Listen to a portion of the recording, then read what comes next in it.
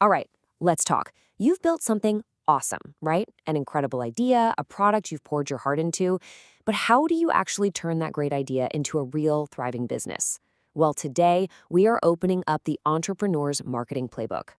So you've done it. You've put in the late nights, the long weekends. You've built something you are genuinely and justifiably proud of. A product, a service, something that could really make a difference for people. But here it is, the big one, the million-dollar question. Who is actually going to buy it? This is the exact spot where so many brilliant ventures just stall. It's that gap between creating something and connecting with a customer. And today, we're going to build a bridge right across it. Okay, let's dive right in. The first and honestly the most critical part of this whole playbook is to find your customer. I mean, before you can make a single sale, you have to know exactly who you're talking to. Because, modern marketing isn't about buying the biggest megaphone and just shouting into the void hoping someone, anyone, listens.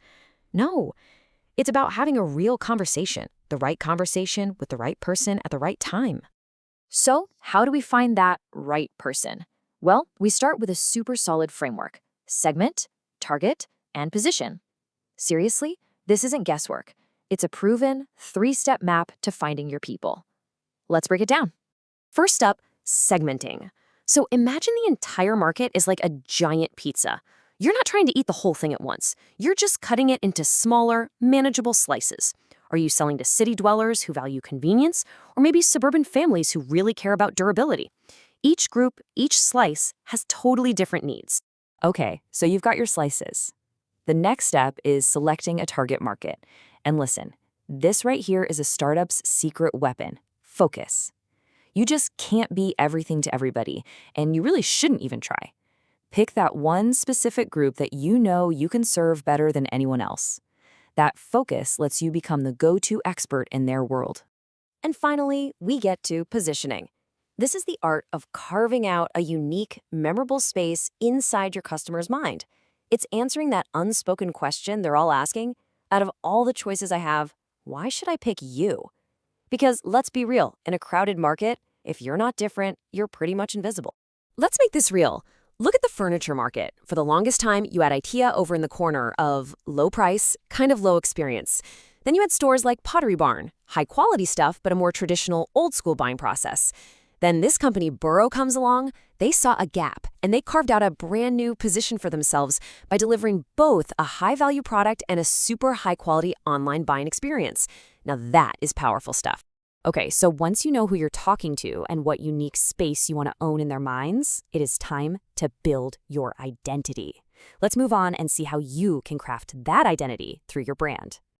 So what even is a brand, really? It's so much more than just a logo. A brand is the mental shortcut a customer uses when they think of you. It's that collection of feelings. Are you trustworthy, innovative, cheap? It's all of it. To put it simply, your brand is your reputation.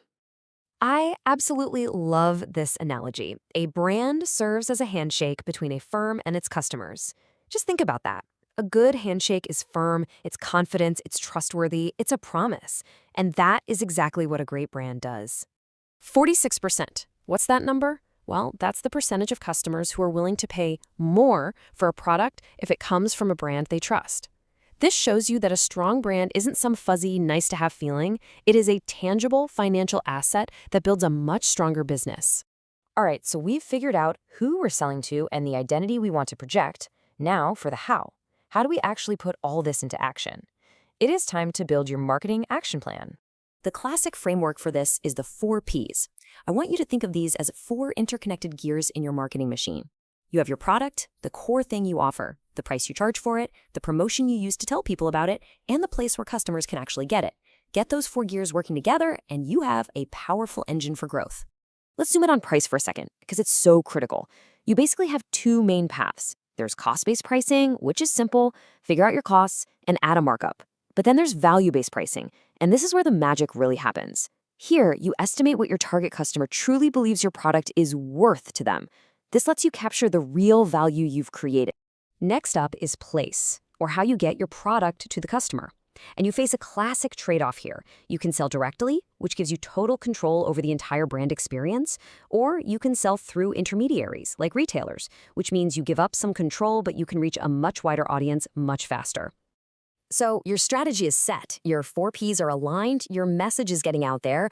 All that hard work starts to generate interest. But, interest doesn't pay the bills. Sales do. So the final piece of the playbook is turning all that interest into actual revenue. Some entrepreneurs just wing it when it comes to sales, but that's really a recipe for inconsistent results. A formal, structured sales process, on the other hand, turns those random efforts into a predictable system for growth. It moves sales from being a mysterious art to a repeatable science. Now, we won't go through all 7 steps of the process, but let's highlight 3 huge milestones on the journey. It all starts with prospecting, finding your potential leads. Then comes the presentation, which is where you really demonstrate your value. And finally, the moment of truth, closing the sale. Find them, show them, and get that yes. So let's bring this all together, from that very first decision about who your customer is, all the way to the handshake that closes the deal. Every single part of this playbook is connected. Your first step always matters, because everything that comes after builds on top of it. And just remember, none of these pieces exist in a vacuum. From segmenting your market and building your brand, to setting your price and closing that sale, it's all one connected journey for your business and, most importantly, for your customer. Everything we've discussed today, all the strategy and tactics, it ultimately comes down to a human conversation. So we'll leave you with this final, empowering thought. Now that you have the playbook, who is the very first customer you will talk to?